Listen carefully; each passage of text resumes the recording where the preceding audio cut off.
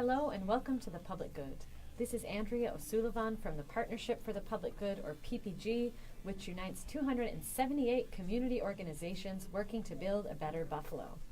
We're delighted to join you every Tuesday at 7 p.m. here on Power 96.5 FM and Mix 1080 AM. Today we're joined by Fidele Menavanza from the Center for Elder Law and Justice and Stephen Sanyu from Burmese Community Services. And we're going to come together to discuss the issue of language access, especially for immigrants and refugees who are living here in the city of Buffalo. There are many, many languages and many communities of folks here in Buffalo now, and we're going to look at what does the term language access mean in our everyday lives? What does it mean for refugees and immigrants when they get to a space and language access is not available to them? And what can we do to really make sure this is provided? Don't forget to follow PPG on Facebook and Twitter. And of course, you can always get great information on our website, ppgbuffalo.org. The Public Good is sponsored in part by Univera Healthcare, real people who really care. Video of this show is on our Facebook page at facebook.com/ppgbuffalo. You can also find videos from previous week's shows on our YouTube page. And before we get started speaking with Fidele and Stephen, and we're also joined by another staff member at PPG, Colleen Christich, I have a few quick announcements for you. First, tonight is the final budget hearing for the City of Buffalo's budget for the year ahead. You can join the conversation and look at what is in that large budget at 5 p.m. at City Hall in the Common Council chambers on the 13th floor. Another opportunity to get out into the community is happening this Saturday. The Greater East Side Fields of Dreams Block Club is holding a neighborhood cleanup in the Broadway Fillmore neighborhood this weekend. That's Saturday, May 19th from 10 a.m. to 1 p.m. And anyone who wants to get into the cleanup can meet at the corner of Detroit and Paderewski Streets.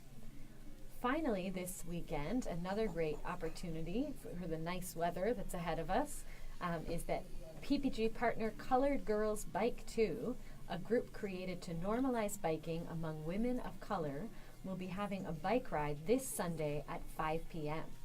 The group will meet for the bike ride at Cafe Aroma, that's at 957 Elmwood Avenue, and the riders will ride in a group together to Burning Books, where there will be a woman of color book display and light refreshments, and after some time there, the group will ride back together to Cafe Aroma and end there. And again, that's PPG partner Colored Girls Bike 2, meeting this Sunday at 5 p.m. So Fidele and Stephen, thank you so much for joining us today. It's our pleasure. Fidele, I'd love to begin with you. And Fidele Menavanza, as I mentioned, works at the Center for Elder Law and Justice.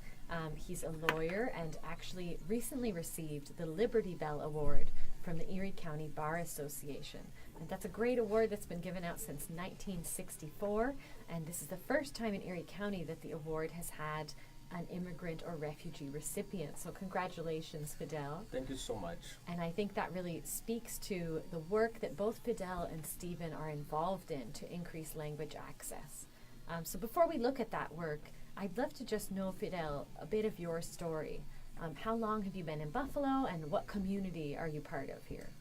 So Fidele Menavanza is a Congolese from Congo-Kinshasa, because we have two Congos, Congo-Brazzaville and Congo-Kinshasa. I was born, I study at work in Congo, and as an attorney.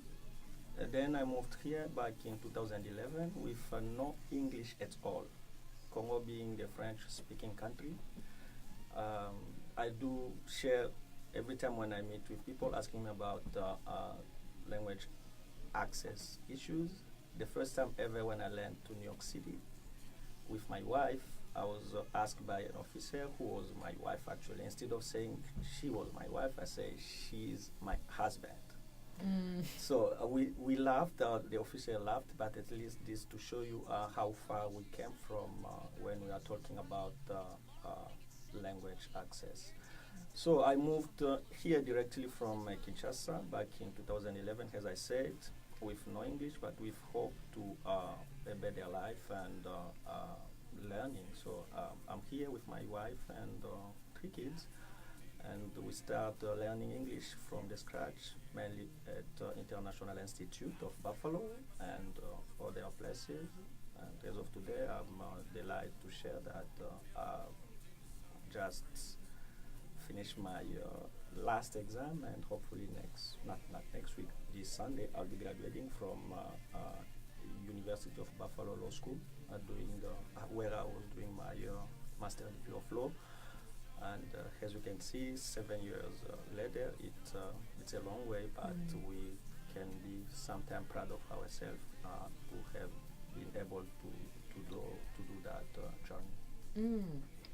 And 7 years is a long time, but also in just 7 years, you've gotten so deeply involved in the community in Buffalo. I think through your work with the center and also through just being part of the Congolese community. So I'd love to know just a bit about what is the Congolese community in Buffalo like?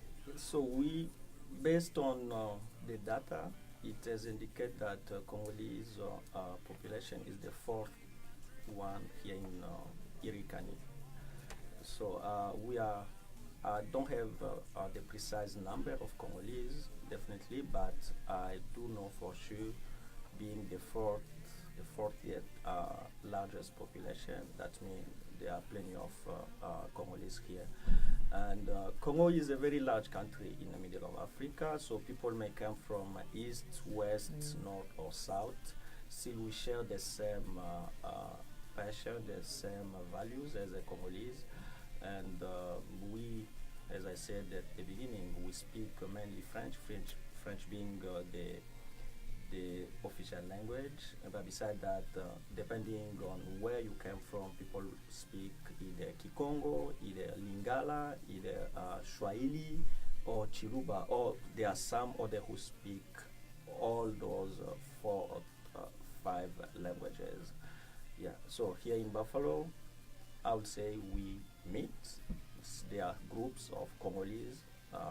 People meet depending on their tribes or ethnic group or geographic setting, because people live or prefer to share their values or their culture. But still, we have one umbrella under which we share activities called Congolese Community of Buffalo, that I would say oversees other subgroups or sub-communities. Well, thank you so much. Stephen, I'd love to ask you the same question. How long have you been in Buffalo, and what community are you part of? I'm from the Burmese community, so I was very first person in the city of Buffalo because I arrived in January 2000. There's no Burmese people yet when I arrived. So, after that, the Burmese population is very growing fast in the city, especially people coming from the refugee camp in Thailand. So they have very challenging, especially language, culture, and the knowledge and the background. So many difficult life for them, and many different challenges in the city of Buffalo, especially is law and regulation. They are not familiar with them, so we had to be promote them. We had to teach them, sharing information to them. Also, we will be sharing with the government official, as the police department. It's the same way with the other agency organization too. That's why understanding each other, familiar with them. And can you give us a sense of just the overall Burmese community? For one, I know that there are many different ethnicities and different languages within people who have originated from Burma. Yes, we do. We have many conflict situation inside Burma too until now. So we have 135 different ethnic groups inside Burma. It is coming from 8 major ethnic groups. The 8 major ethnic is recognized by the United Nations or the U.S. government too, including in the Burmese government too. So under the 8 major ethnic groups, they separate with 135 different languages in the population for that too. So they do have different belief, different dialogue, different language for that. But it is Burmese is official language in the Burma, and also this is a military country. And one question for both of you as we turn toward language access. As you arrived in Buffalo, as you had families and got involved here, did you have a moment where, before you were proficient in English, where that really was challenge for you? Is there any story of you needed a service or something happened and the official or the person who was supposed to provide that service for you, you just couldn't communicate? Of course. Yeah. Go ahead. Thank Yeah. you. Of course, from my own experience, the first interaction ever I had with the police department was back in 2013. I was living in West Side, and a Sunday, coming from the church afternoon, I found out that we were victim of break-ins. At the time, I didn't speak English as I'm doing right now, so I called 911 for the first time ever, and we wait until an officer show up. So when she showed up, she started asking me what happened. So at the time, I didn't speak English. I had to do my best to try to explain what we found. And to be honest, I was frustrated because I wish I could explain much more what happened, because we had a sense of who did it. We were living with some young people who were belonging to a gang. We knew, because we have some hints, our neighbor who did it, but because of lack of English proficiency, could not at the time explain what happened. But from that time, because I found I was frustrated, and I knew for sure there are other people within my community or other communities who were experiencing the same language access barrier, I felt that it was, when I got the job at the Center for Elder Law and Justice, it was time for me to start advocating and start making sure that language access policy is understood and is implemented, because I have to make sure that it's not a favor language access plan or language access. It's the law here in the U.S. There are two laws we can refer to. The first is the Title VI of Civil Rights Act of 1964 that makes a requirement for services that receive federal financial assistance to put in place language access. And second, there is an executive order 26 signed by Governor Como that is a statewide police language access policy requiring services and other agencies to implement how to put in place language access. So when you take all those laws and you see that services or agencies are not, for some of them, putting in place those services, it's a very frustrating experience, and it was shocking, but still we are making some progress with other agencies that are complying with those laws. So thank you. So language access, yes, is the idea that if you're living in the community, you might be working in the community, you might be paying taxes to the state and the community, that if you want to send your child to education, if you need to call the police, if you have an emergency or you need to see a doctor, you should be able to access all of those services regardless of your language. Effectively. And so, Stephen, is there a story you might share? Yes, we are involved with, especially with the city and the police department. It is very especially with the police department, because a couple of years ago, Burmese community has a large, and especially in the west side area, in the riverside area, they had the break-in issues a lot. Very short period of time, but they do break-in is about 39, between 39 to 45 issue, and happen within 60 days. So that's all. They try to, some of them, they try to call the police 911 directly to them, but it is not working well because of the language barrier. And most of them, most of them, they are not calling police. The reason not calling police because they don't know how to reach to the police department, and also even they call them police arriving. That's what Fidel said. They don't know how to communicate with them. So that's why most of them reach out to the Burmese Community Service in the our community member. Then we decide that because it is very big population and the big challenging with us, then we bring this issue to discuss it with the police chief in the city of Buffalo, then the whole police department and the city council too. We bring this issue to the city hall, and city hall decide to language assess in the whole city on the 2015. Then 2016, the Mayor Brown officially announced to language assess in city of Buffalo. This is very successful story for us. It is not only, it's happening not only for the Burmese community. It's like the big three community, we work it together, Bhutanese, Nepalese community, the Korean Society of Buffalo, and the Burmese Community Service, and also other community as well, like the Congolese community, especially we work very well together with the city. So, So we have now a language access plan for the Buffalo Police Department. Yes. And do you feel that that is effective? Is it doing what it was set out to do? It is very honest to tell you that it's better than before, but we still need to improve that. And also, we want to be looking at the accountability for the police department for each police officer too. So that's what we would like to see in the future. And we are planning to discuss this issue with the police commissioner soon. So this is our plan. And I should say as well that Stephen is a member of a new citizen advisory body to the police department as well. So we're really grateful and hopeful that Stephen's going to be bringing immigrant, refugee, and language access perspectives into that police reform work.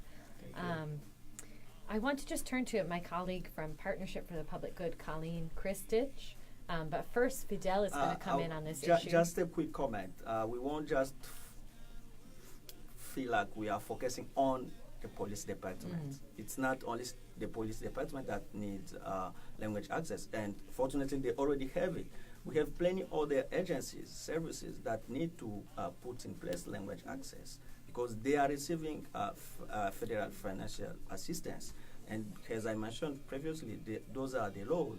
So if today we can share the fact that the Buffalo Police Department has put in place language access plan, we should not restrict ourselves from expanding it to other services. So this one thing we should keep working on. One thing I would like to add is that this is very important. Yeah, thank you for reminding Fidel for that.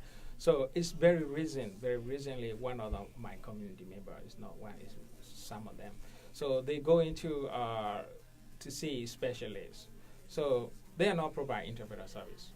So they know that, some doctors already know that this is the law, required by the law, has to be provide interpretation service. But this doctor said, I'm sorry, I cannot provide interpretation service because we are a small office and our own office staff. So that's what the reason they show that we need to know more promoting the language access plan in the city of Buffalo, including police department, the city government, or department and organization, agency. So has to be aware that is more promoted because all those people is working and pay tax, is giving to give and take. So that's what we need to be fair in regardless race, language, ethnic. So we need to, everyone has to be accepted for those service.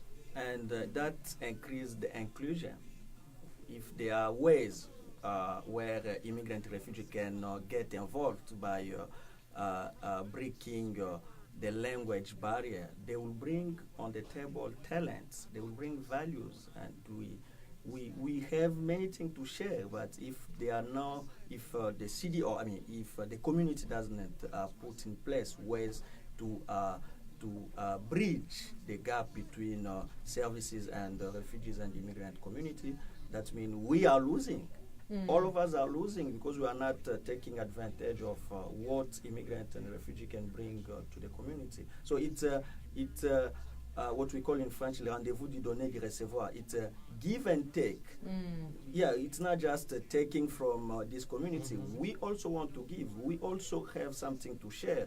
But how can we share if there is no policies that help us to share what we can have on our hand? So to maybe to sum it up, language access, it's very important, not only for police, but for the community. How can we, let's say, report crimes if we don't have language access policies in place? So refugees and immigrant community want or are already here, are a member of this community.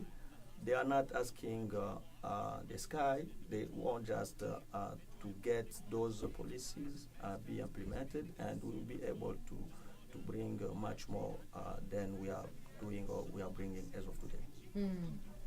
And indeed, we know that Buffalo had a shrinking population and perhaps a shrinking economy as well until immigrants and refugees began coming in since the year 2000. And immigrants and refugee businesses are credited with really helping to revitalize multiple Buffalo neighborhoods. So I think Fidele's point is well taken, that with more language access, we could see more economic growth and also the wonderful cultural festivals that groups have brought in as well.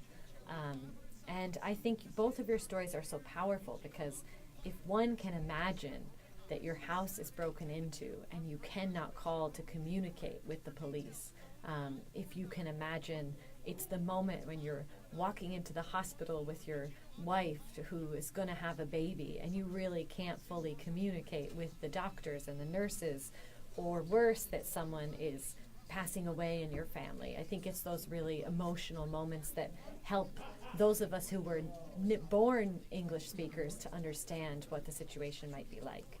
And interestingly, this also raises a lot of kind of pressures and choices for young adult, teenage and young adult refugees as well. And Colleen from PPG has actually been working with some college students who are refugees and might be able to reflect on that.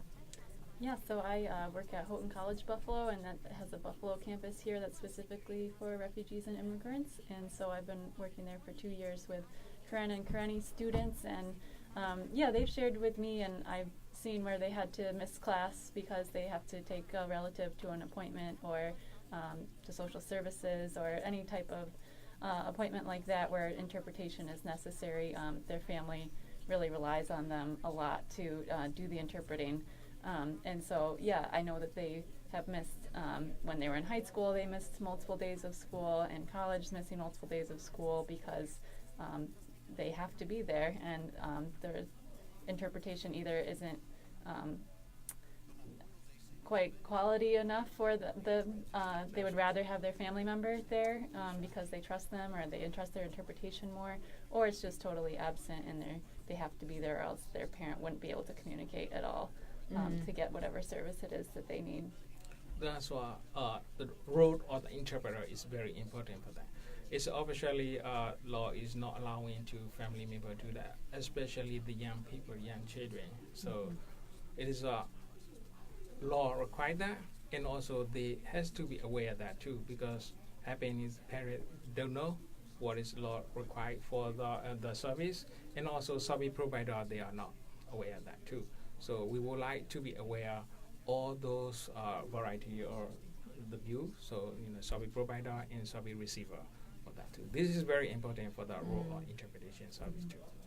And a quick comment on that. Do we know how many languages are spoken, foreign languages spoken here in Buffalo? Do you know?